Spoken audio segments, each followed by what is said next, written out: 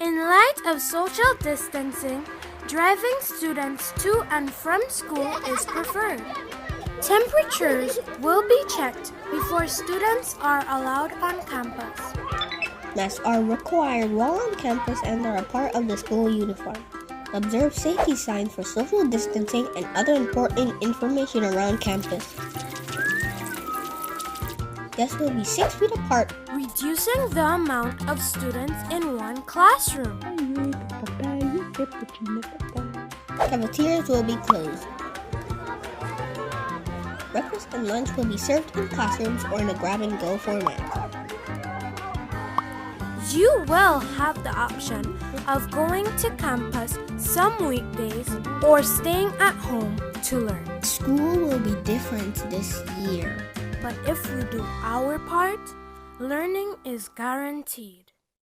So much in our lives has been turned upside down by COVID-19, but our community's early and swift response saved thousands of lives. Thank you to our frontline caregivers who had our backs against the worst waves of the pandemic. Today, coronavirus vaccine is here and over 19,000 Virgin Islanders have taken it. They know how critical it is to lower the virus spread and the risk of death for them and their loved ones. On March 1st, it will be even easier for you to do your part. 2 large, very accessible community vaccination centers will open at the University of the Virgin Islands, St. Croix, and St. Thomas. Call 340-777-8227 or visit vitima.vi.gov for an appointment. It is quick, easy, and will save even more lives. We all want to reunite, travel, and get back to school and work. Then let's take our best shot against COVID-19. Please get the vaccine.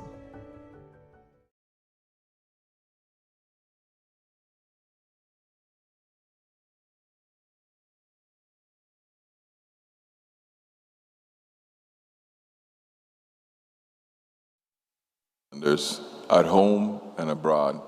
Welcome to the Government House Weekly Press Briefing and COVID-19 update for the week of March 1st, 2021.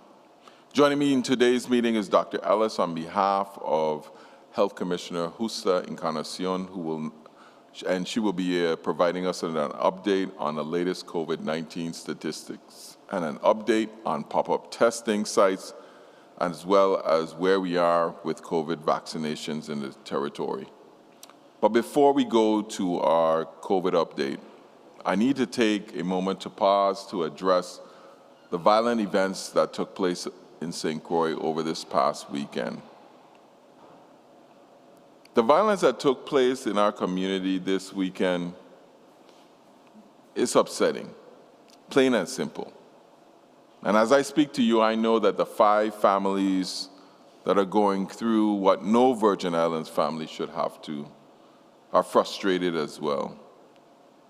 And as I talk to you today, almost a dozen others are recovering from the trauma of senseless events that unfolded over the last 72 hours.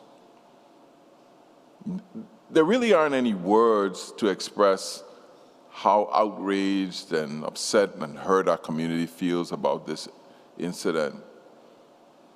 But these things keep happening because of callous and reckless actions of people who choose to rain terror on our community. They do it all the time. Now, we as elected officials, me, your governors, senators, whoever, we're charged with, among other things, protecting you, the public, and the safety of our community. The Bryan Roach administration has remained committed to that from day one. And we have made some progress in terms of taking guns off the street, removing illegal weapons, and intercepting all these ammunitions at our port, and even apprehending violent offenders. But the truth is, it simply is not enough. The Virgin Islands government has been dealing with this to some degree for the last part of 30 years. And the problem persists no matter what. The fact of the matter is that few politicians and leaders are transparent enough to admit that mitigating this problem will require much more than more cameras, more policemen, executive order, tougher sentences. But I am that leader, and I am going to admit that we have to just more than just create new public policy and move things around, move people from positions to positions. What we have to do to protect this community is that we have to feel like it's ours. Now, I will continue to tell the truth that people need to hear and encourage us to do better all the time and to be better neighbors to one another and better family matters, regardless of what the truth costs me politically. But the reality is, we as a community support these criminals, all these bad actors. When we support them because we don't speak up and speak out until it comes home to visit us. And even then we are reluctant. But we express all the shock and the outrage about who didn't do what and who's responsible for what, and direct our anger at everyone but the people who pull in the triggers. When is it we're going to get mad enough to say we're going to go and make sure that the people who did this come to justice? With 13 people wounded in this territory, somebody has got to know who did what and be able to talk about it. But when we make these acts about what the people, the law-abiding citizens, are not doing, we care more about police, what they didn't do, and the first responders, what they didn't do, we absolve the criminals of the responsibility of the crime, of the raucous and heinous acts that they're committing every day in our community, and we allow them to live another day free on the streets while our friends and our family is under 6 feet of dirt, to continue to wreak this havoc in our community.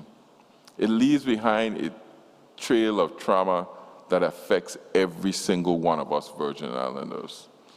I remember a nicer time in our Virgin Islands when we, as meant by a village, that it was just more than just me and who was in my household. It was about each of us taking care of all of us all the time. All are we. I have the faith that we could get back there again. We just have to get fed up enough and say we're not going to take it anymore. If there are 50,000 residents on this island and St. Thomas and another 5,000 on St. John, less than 1% of us are crack gun-toting criminals willing to shoot up a place. So the 99,000 other of us need to be brave enough and bold enough to put it to a stop. Like I said, we're going to do everything as an administration to cut down and crack down on all the crime and shootings. But the simple fact of the matter, all the police in the world, all the cameras in the world would not stop anybody from a random violent act and shooting and opening fire in a nightclub or in a vegetable market or on any random corner in the Virgin Islands. But you could do something about it and make sure that it never happens again. Because if you know something, then you should say something. If you don't trust the police, call the crime line. You could call VIPD directly, 778-4950, or Crime Stoppers if you don't know. Just drop a tip, 1-800-222-TIPS. The information you provide is totally confidential. Somebody know and somebody see. I just want to allow Dr. Ellis now to talk about COVID and our update. But before we go there, I want you to know that we continue to push on this COVID matter. But I'll let Dr. Ellis tell you, and then I got some more updates. So stay tuned. Don't go away after the update. Dr. Ellis. Good afternoon. Thank you, Governor Bryan and Commissioner Encarnacion, for the opportunity to address the public today. As of February 26, 2021, the Department of Health has tested a total of 47,981 persons under investigation, of which 2,646 have tested positive and 45,225 have tested negative. There are currently 110 active cases in the territory. Also, 2,511 cases have recovered, and 25 fatalities have occurred related to COVID-19. From our hospitals, Juan F. Louis Hospital and Medical Center reports 4 COVID-19 cases with 1 patient vented, and Schneider Regional Medical Center reports 1 COVID-19 non-vented patient. We are still in a good place when it comes to testing. There are many COVID-19 testing options available. Our epidemiology hotline is open 7 days a week as well, from 8 a.m. to 10 p.m. for callers to report suspected cases of COVID-19. Please call 340-712-6299 or 340-776-1519. A full list of testing sites can be found at covid19usvi.com/testing. We are also hosting pop-up testing events this week. Here are our upcoming events. St. Thomas at Home Depot, Tuesday, March 2nd from 1 p.m. to 3 p.m. St. Thomas at Fort Christian Parking Lot, Thursday, March 4th, 1 p.m. to 3 p.m. St. Croix at Canagata Rec Center, Tuesday, March 2nd, 10 a.m. to 1 p.m. St. Croix at Bodo Park, Thursday, March 4th from 10:30 a.m. to 1:30 p.m. And St. John at the Vipa Gravel Lot Yard, Wednesday, March 3rd from 1:30 p.m. to 4:30 p.m. All testing sites continue to report data to the Department of Health. We then report these numbers in our epidemiology reports that you see daily.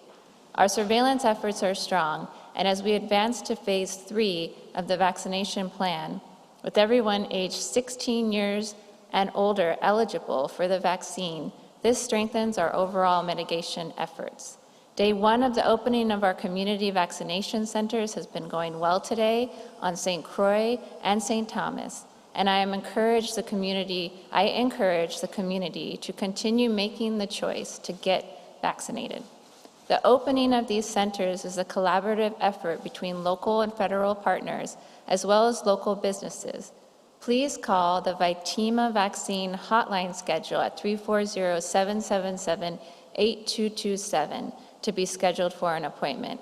We have appointments available starting as soon as Wednesday of this week between the hours of 8 to 5 p.m.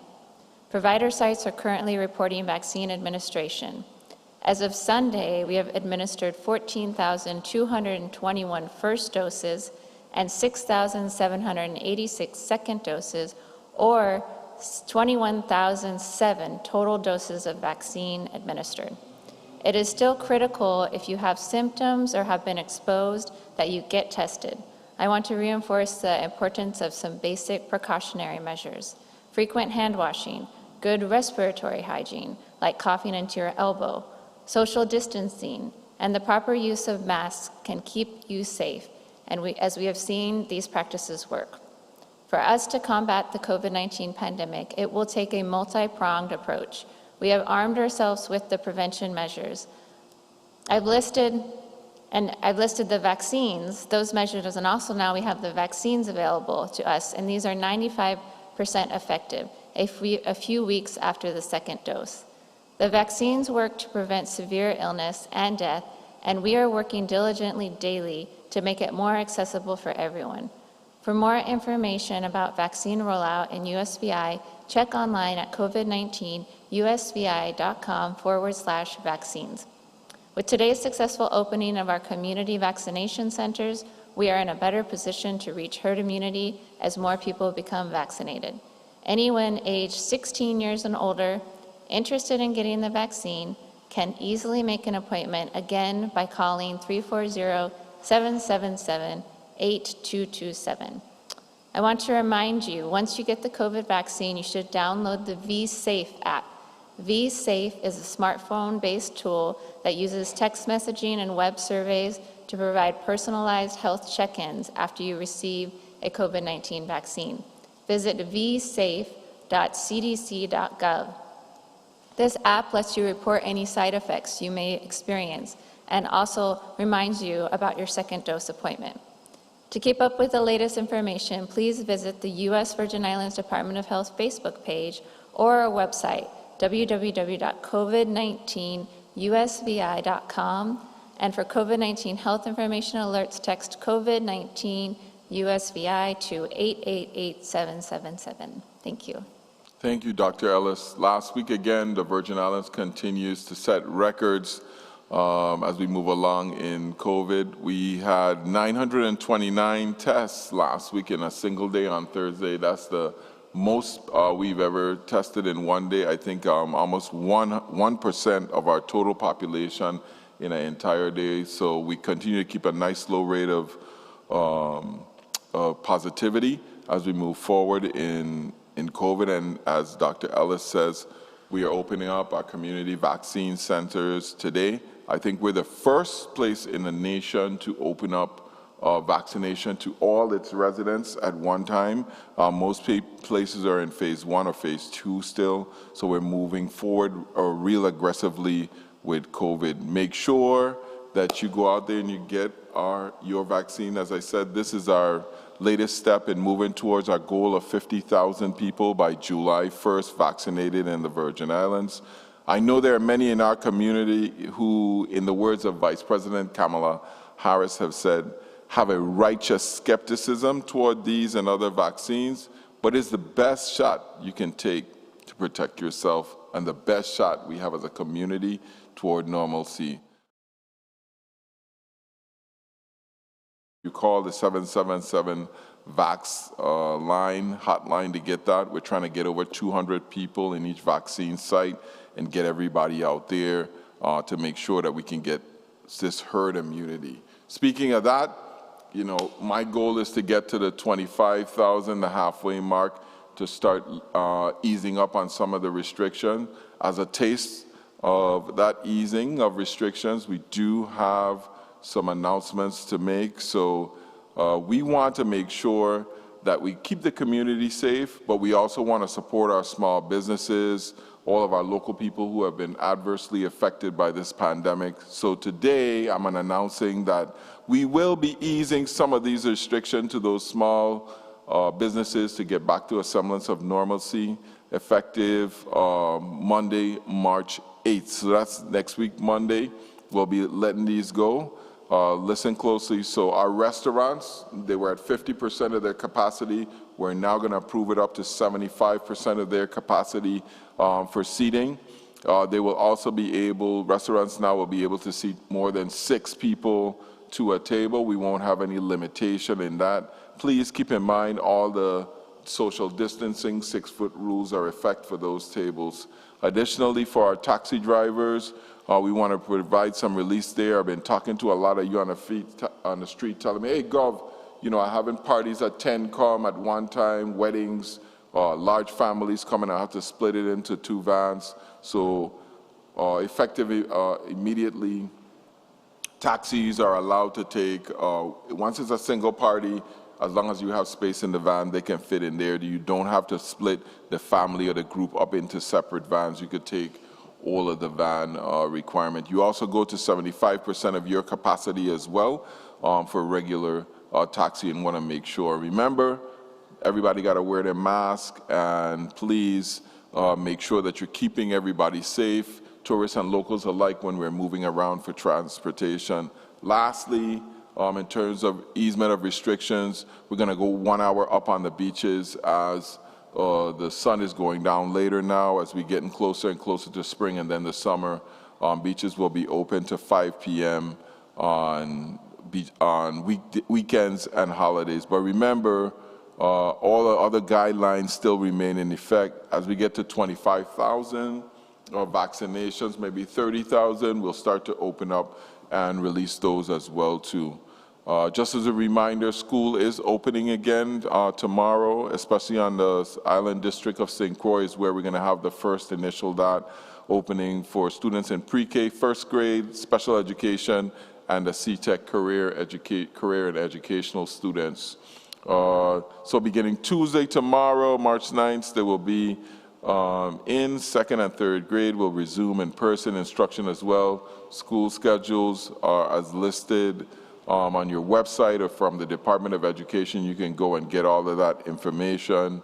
Pearl Larson, Juanita Gardine, Eulalie Rivera, Arthur Richards schools are from 8:15 to 1:15, and Lumuckle, Alfredo Andrews, and are open from 8:30 to 1:30.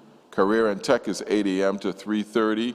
Temperature screenings and everything else will be in place to make sure that students coming onto the campus, that they're safe.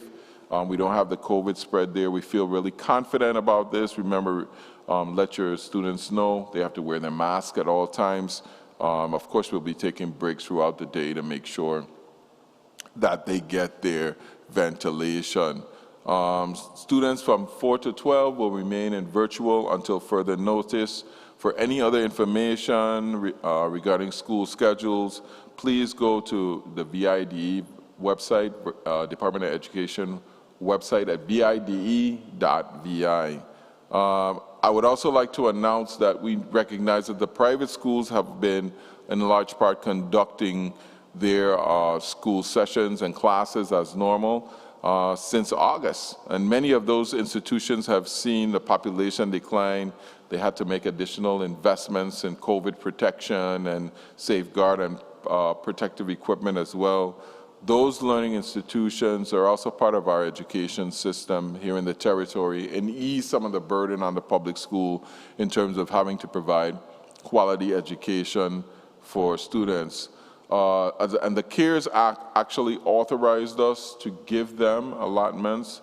We will be doing so by providing $1,300 per student to those schools to assist with any more expenses from COVID that they may have imposed. And it's retroactive, so they can recoup their money or whatever, but we'll be writing a check to each private school, $1,300 per student.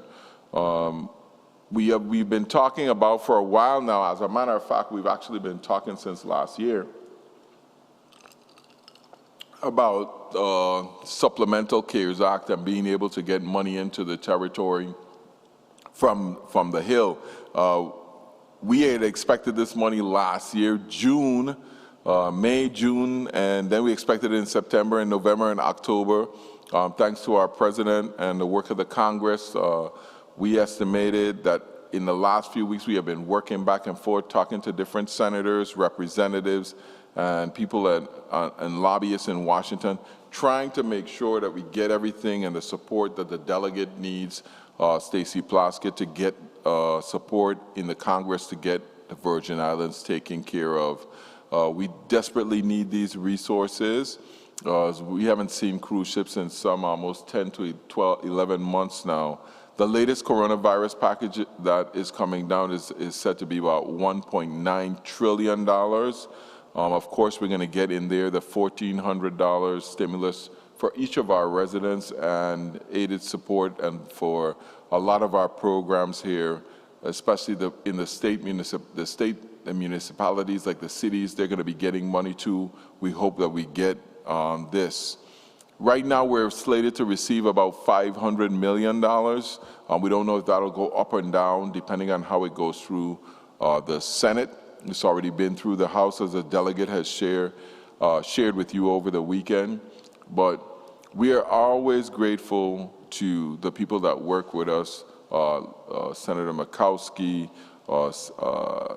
Senator Manchin, and other representatives that have worked with us over the years to try to get us this money, and also representatives that work with the delegate and us trying to get it, make sure that the Virgin Islands get their just share of any money that is to be distributed.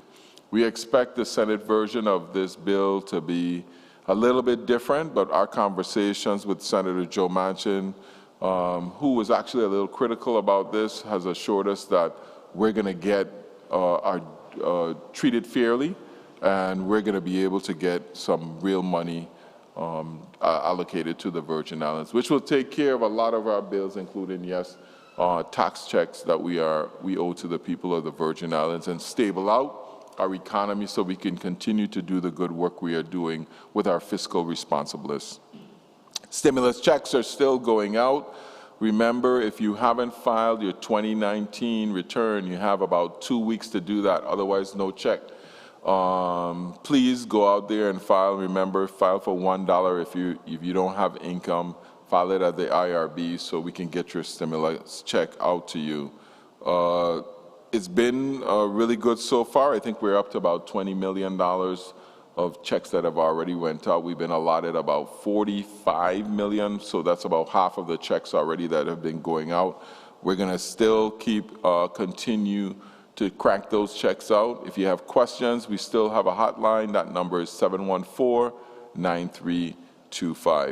714-9325. You know, the good news, you know, we've had so much bad news over the weekend with what's going on, and sometimes I wish I could treat the crime like we treat the COVID and just root these people out of our community and put them away in quarantine forever. But it's not such the case. We have to depend on you to do it. And, you know, it was a rough weekend for all of us. But as we move forward, I do have some good news for you. I had the pleasure of speaking to our esteemed Democratic President Joe Biden over the weekend, last week, Thursday, and he was so excited when he heard the Virgin Islands governor was going to ask him a question. He got so excited, the man asked me if I remembered him. I had a good chuckle to myself, but he wanted me to tell you guys that he misses St. Croix and the Virgin Islands, and that he especially wanted to say hello to everybody, and he hopes that we're doing well. And he assured us as well that he would be sending aid and funding our ways. He understands our problems here in the Virgin Islands and the fact that we haven't had cruise ships in such a long time, that he would be doing things to support us in that effort. So the president, we got a friend in President Biden, and I asked him, please return to the Virgin Islands as soon as possible so we can see him and celebrate his win in grand style. In closing this afternoon, I wish every single one of you a happy Virgin Islands History Month. Today is March 1st, and all month we'll be celebrating Virgin Islands History Month, as well as Happy Women's History Month. We as Virgin Islanders come from a long lineage of people who have done and accomplished great things on our shores and abroad. We refer to them as outstanding Virgin Islanders. But they don't just exist in our past, they are here in our present as well. They are outstanding Virgin Islanders walking among us every single day, and a lot of them are women. One of them, Miss Betty Wilson, who I had the pleasure of speaking to this morning, an outstanding Virgin Islander that continues to advocate for the town of Frederiksted and the people of the Virgin Islands. Celebrating these two important groups of individuals, I encourage you to take a moment to not only to reflect, but to also show appreciation for what they have done and continue to do in our community. I'll take some questions from the media right now. There's none present here at Government House. Let's see if we have any on the phone. Go ahead. Good afternoon, from the Hi, Suzanne. Is distribution of stimulus checks on track, or is there a delay? And has any of that money been redirected to the other expenses? How many of that money has been redirected to do what? Has any of the stimulus money, the checks that are going out, has any of that money been redirected to pay other expenses? Well, we can't pay any other expenses with stimulus money. It's only earmarked for that specific purpose. And I don't know when you say it's on track, we're distributing it as fast as we can. Like I said, we're about 50% now, and we'll continue on that pace. I don't know whose track we would be on. Understood. Very good. I'll leave it there for now. Thank you, Governor. Thank you. Any more questions? Go ahead. Yes, good afternoon, Governor. It's good to be back on social. Hey, Ernest, how you doing? Good. Got a few questions, Governor. Sure. So we've been reporting on WAP for a while there, and we had a report out this weekend.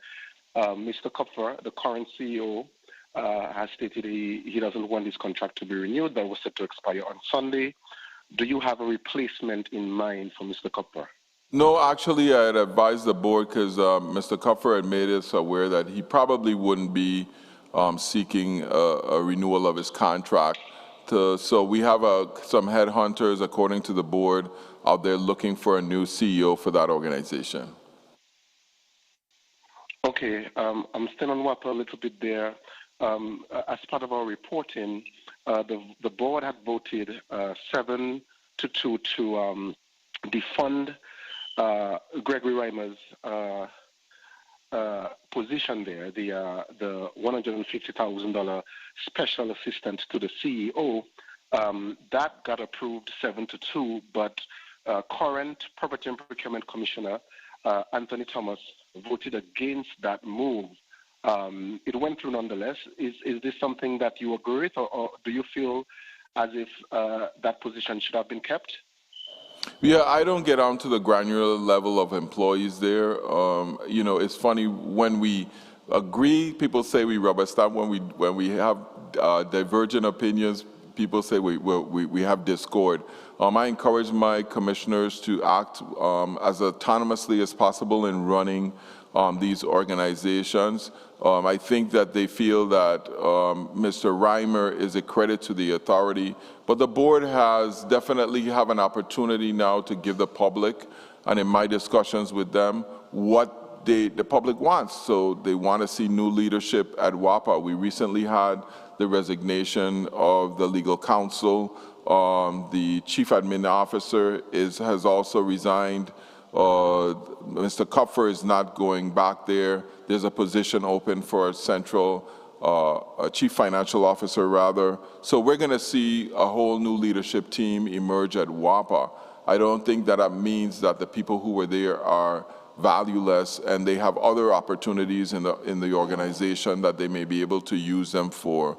But we definitely agree with the public from the stance that they want to see some real things happen at WAPA and really push the organization forward.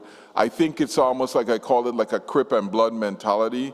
There are people in and around the organization that have a lot of emotion tied to the organization that is hindering the growth of WAPA. So sometimes fresh faces, fresh bloods, new relationships will allow the agency to grow. My continued concern is it's very hard to find talent, and it's very pricey to find talent. And as we look forward to new leadership coming on, I hope the public is going to be as supportive of the new kind of resources in terms of salary that it takes to attract and retain some of the talent that we're going to need to take WAPA out of its fiscal woes as well as its power generation woes. Thanks, Gov. I want to talk about the situation with the Takata airbag settlement and the new monies the Department of Justice, the government received recently there. So, in 2017, there was the settlement of $1.5 million relative to the defective airbags that were in those vehicles, most of them Honda vehicles. In 2017, the government got the settlement, and you had residents getting about $200 per, I think it was 2,500 residents. That came up to about $500,000, and the rest of the monies went to the Department of Finance, and the government were to distribute that how it saw fit. Fast forward, now there is a separate settlement with Honda, which the Department of Justice and Property and Procurement have said provided 50 vehicles in totaling the sum of $2.1 million, and then an additional $1 million, just over $1 million. Nonetheless, Governor, we haven't heard anything relative to that $1 million being distributed to residents or the folks who were affected by those airbag malfunction. And another question I have is, why did the government agree? Why did it agree with Honda to provide the vehicles in lieu of cash? You're talking about $2.1 million worth, and all those vehicles are going to the government, and another $1 million, and nothing has been announced for residents so far. Are we going to hear an announcement? You're characterizing it. It seems that you feel like the Attorney General is taking this and for her personal car. When you say that the residents are not getting anything, all of this property belongs to the government of the Virgin Islands. Rather than a few people getting the benefit of this, a lot of people are going to get the benefit of it by people being able to move from place to place. I'm not this is something we ran into, as it was a case that the AG from the prior administration had pursued, and most of this was done prior to us coming to office. Whatever settlement that the people got was a class action suit on behalf of them. The government sued on its own behalf, and we have a bunch of different cases that we have where we have class action suits. When we get this money, we contribute it to the public good by using it for the government. I'd like to call to your attention to the tobacco case that was settled years ago that we're still funding stuff through now. We didn't give that money to the people who smoke cigarettes. We gave it to all the people in terms of being able to promote safety, being able to contribute service to the people of the Virgin Islands. The Red Mud case in that MAP settled with, where he got some over $30 million from Martin Marietta and Harvey Alumina. They didn't distribute that money to the people that were affected by that case. They took the money and did it towards the general good of all the communities. So I really don't understand the different scenario and the story in this case. Okay, so just to follow up on this specific before I go to something else very quickly, the $1 million. So this is something that's different in many ways. So Virgin Islanders with actual vehicles, including one Virgin Islander whose vehicle blew up in her face and she was hurt along with a child. We have this separate settlement from Honda. So if you want to say the vehicles are going to be used, it belongs to the people of the Virgin Islands through the government. What about that $1 million? Is the government just going to hold that? And if so, what is the planned execution in terms of how it's going to spend that? Or is there any plan to distribute some of those funds to the folks who actually suffered the defective airbags? You have to remember all those people have the ability to sue Honda personally. So whatever they do on their personal behalf, we're not aware of. More than likely, we'll probably use it towards something towards highway safety or something of the like. Like I said, all the other cases that we've had in the Virgin Islands where the government has collected, they haven't given out any money to the general public. It's the manufacturer that deals with that when they sue them personally. Okay, Gov. Thanks for that. I want to go quickly to the situation with the task force, and we're going back to the situation we had over the weekend, the overwhelming number of crimes and deaths. At the Corner Pocket nightclub, numerous reports of the police not only a lot of people, but packed, rammed with people. And so the question is, I know the Department of Health, we've spoken a lot about the task force and folks, how they're doing their jobs, but how is an establishment allowed to have so many people amid a pandemic when we got so many protocols and guidelines to follow? Well, I mean, that's a good question, Ernest. We've shut down that place at least 3 or 4 times. We hope that the public come with the same amount of vigor and support when we shut them down permanently. Legally, there's little that we could do over a long period of time, but we're looking certainly to make sure that these places are shut down. And, here we go again. I mean, you attacking the Corner Pocket nightclub, it could have been 10 people there and 10 people get shot. That Corner Pocket nightclub isn't the central to the problem. The problem is people we have who are criminals who are messing it up for everybody else. I mean, I was young once. I like to go out. I have occasions, Hondos and Scooters and Calabash and Riptide and all the clubs that we had in St. Croix. Those club owners had to deal with the same type of nonsense. While we know it's a pandemic, we know people want to get out too and people want to get back to their lives. We at the COVID task force have been to that establishment numerous times. And every time we give them another chance and we let them open because people got to pay their bills too. So we're just hoping that when we all the protests that we get because we shut down this place and all the bad press we get in media, that you guys in the media would step up too and say, the governor right by shutting down these places permanently because they've been violating the COVID